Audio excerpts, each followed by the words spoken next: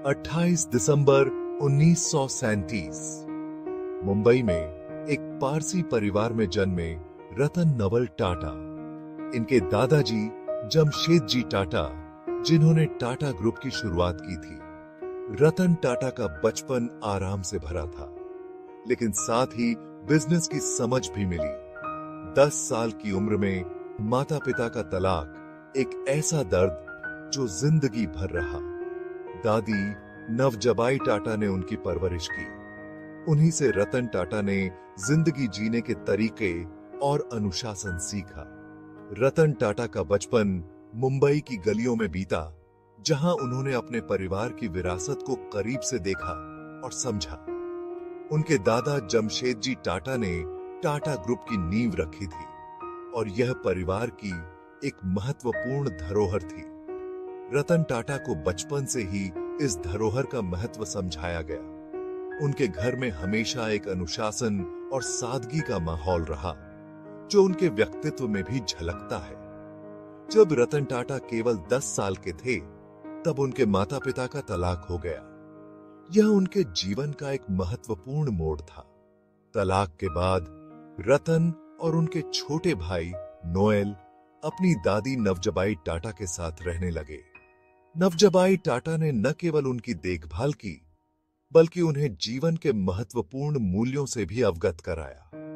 उन्होंने रतन को सिखाया कि कैसे अनुशासन और मेहनत से जीवन में सफलता प्राप्त की जा सकती है। रतन टाटा की शिक्षा भी उनके व्यक्तित्व को आकार देने में महत्वपूर्ण भूमिका निभाई। उन्होंने मुंबई के कैथेड्रल और जॉन कॉनन स्कूल में प्रारंभिक शिक्षा प्राप्त की। इसके बाद उन्होंने अमेरिका के कॉर्नेल विश्वविद्यालय से आर्किटेक्चर और स्ट्रक्चरल इंजीनियरिंग में डिग्री हासिल की।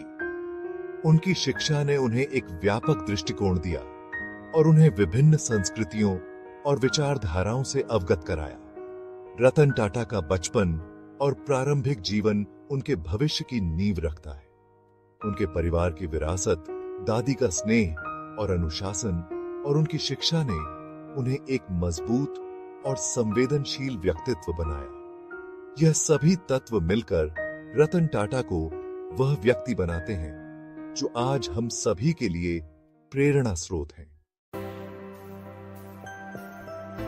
रतन टाटा ने अपनी प्रारंभिक शिक्षा मुंबई के प्रतिष्ठित कैथेड्रल और जॉन कॉनन स्कूल से प्राप्त की। यह स्कूल अपनी उच्च गुणवत्ता वाली शिक्षा और अनुशासन के लिए जाना जाता है। यहां से उन्होंने न केवल शैक्षणिक ज्ञान प्राप्त किया, बल्कि जीवन के महत्वपूर्ण मूल्यों को भी सीखा।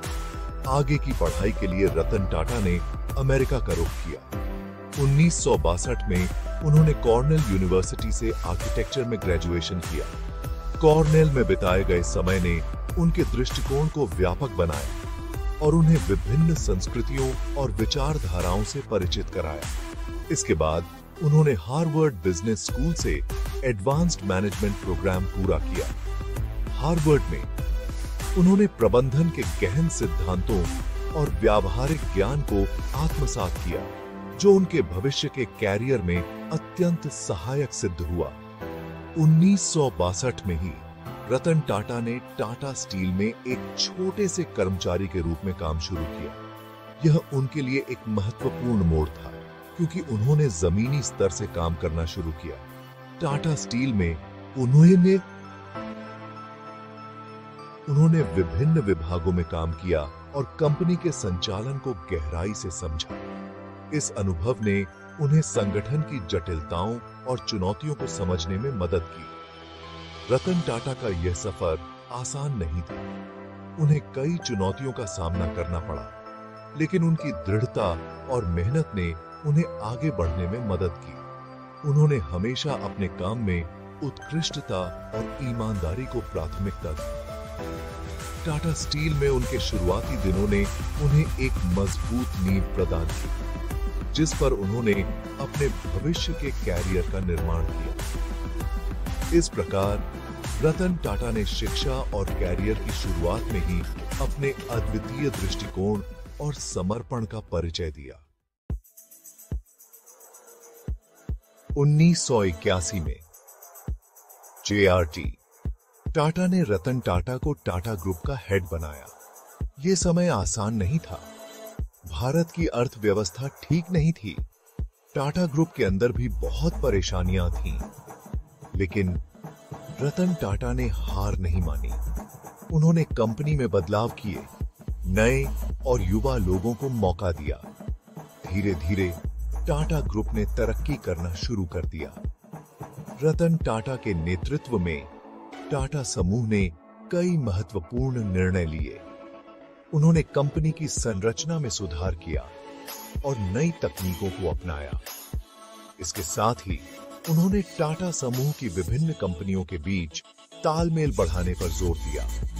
रतन टाटा ने न केवल कंपनी के आंतरिक मामलों पर ध्यान दिया, बल्कि उन्होंने सामाजिक और पर्यावरणीय मुद्दों पर भी काम किया। उनके नेतृत्व में टाटा समूह ने कई नई परियोजनाओं की शुरुआत की। इनमें से कुछ परियोजनाएं अंतर्राष्ट्रीय स्तर पर भी सफल रहीं। रतन टाटा ने टाटा समूह को एक वैश्विक पहचान दिलाई। उन्होंने कंपनी की छवि को सुधारने के लिए कई कदम उठाए। रतन टाटा का मानना था कि कंपनी की सफलता केवल आर्थिक लाभ में नहीं, बल्कि समाज के प्रति उसकी जिम्मेदारी में भी है। उन्होंने कई सामाजिक योजनाओं की शुरुआत की, जिनसे लाखों लोगों को लाभ हुआ।